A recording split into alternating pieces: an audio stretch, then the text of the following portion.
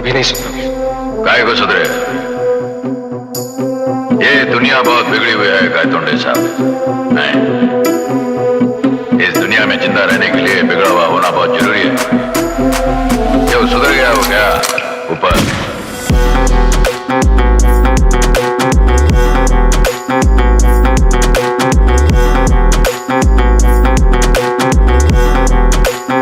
कौन हो तुम? हम भी वो हैं जो कभी किसी के पीछे नहीं खड़े होते। जहां खड़े हो जाते हैं लाइन वहीं से शुरू होती है।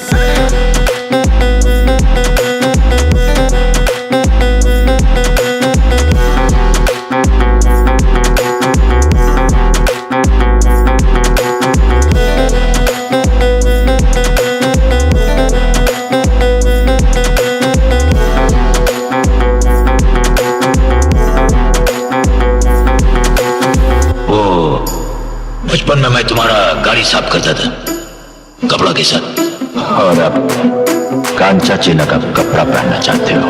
नहीं नहीं नहीं, पहनना नहीं, पहनाना चाहते हैं।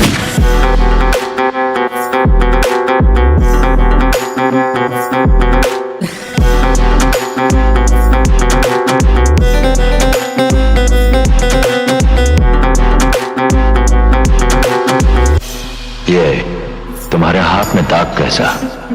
वो बचपन में मैं एक पेट्रोल पंप चलाया था, वो टाइम पे जल गया।